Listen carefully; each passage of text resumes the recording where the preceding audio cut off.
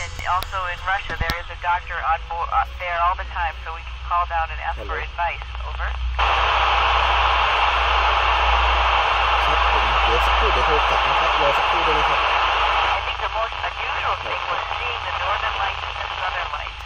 On one of my spacewalks, I got to see the northern lights while we were outside, and it was actually below the spacecraft, and it really felt interesting to see some energy from out in the universe coming and hitting the spacecraft. That was very weird. Over.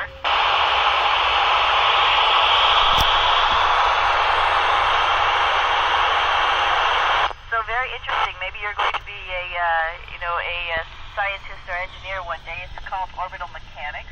The spacecraft is flying at a certain speed. It's like having a ball on the end of a string, and you have to twirl it at a certain speed such that it stays at that level or that altitude or that circumference around the string. So we have to fly at about 17,500 miles an hour, 28,000 kilometers per hour, and just maintain this distance away from the Earth. However, we're always falling toward the Earth, so every now and then we have to reboost, use our jets to reboost. Over.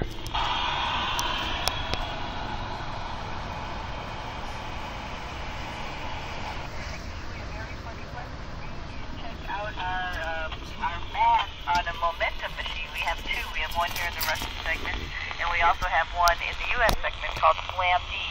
And essentially, what it does is measure how much momentum is pushed after you get pushed on a spring, and how much momentum you'll push back on that spring, and that converts into weight. Over.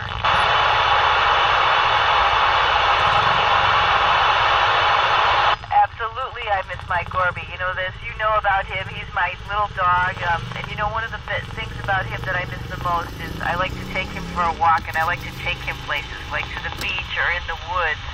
And those things about Earth is what I miss. Even rain, we don't have up here. So those are the things on Earth that I miss, and that's what Gorby symbolizes to me. Over.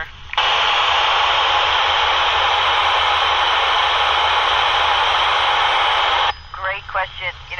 We make air from water. We split hydrogen and oxygen, and that's how we get air, because obviously we get oxygen.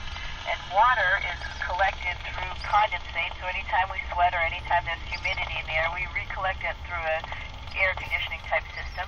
And then also, urine is recycled and made back into clean water. Of course, there's some extra that we eventually have to throw away, but all of that process is going on up here, so it's essentially a closed system. Over.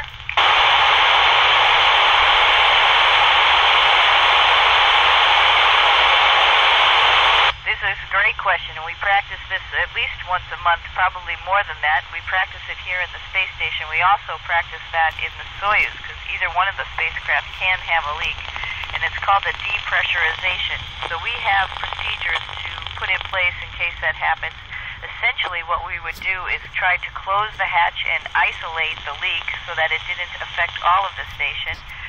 But if worse came to worse and we had to go in our little spacecraft, the Soyuz, we could also close ourselves in our space suits and then come back if we had to depressurize our little spacecraft. So all of those measures all lead down to jumping in your space suit and closing the helmet and making sure you're safe. Over.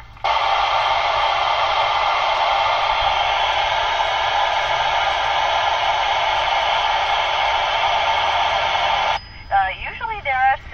Right now we have only 3. There are 3 people can ride on a Soyuz, so we have 1 Soyuz up here. We should be getting another one pretty soon, so 3 more people will come, and then there'll be 6. And most everybody does everything. So there's a commander, the guy who's in charge, and right now that's me. But that doesn't mean so much except for the fact that in case we have emergency, somebody can start. But for the most part, everybody does science, everybody does spacewalks, everybody does robotics, everybody does medical experiments, and so we all help each other and work together. Over.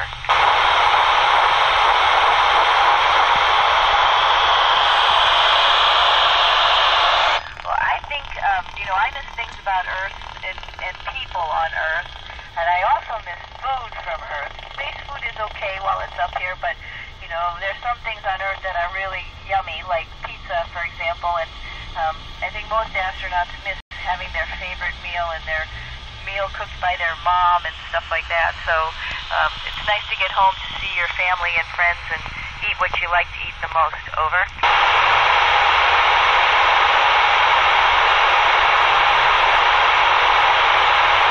I don't. Some people do every now and then, maybe for pictures, but you know, it's a little bit messy to clean up here. You have to be careful. Anything that's powder will float around, so you have to be careful about that. And also, we do deal with 100% oxygen, so you do have to worry about some types of products that have any types of oils in them.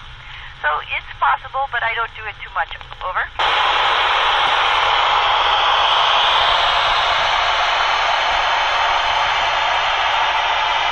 I think I mixed up that last question. I was answering that last question, and no, I don't wear makeup in space, but some people do.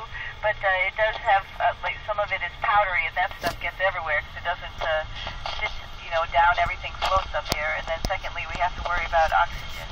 And I think I missed the other question. Over.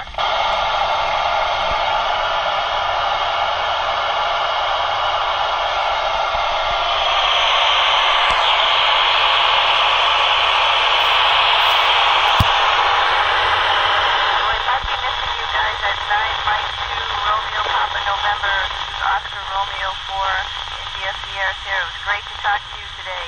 I hope you have a great day. Thanks for your interest in space.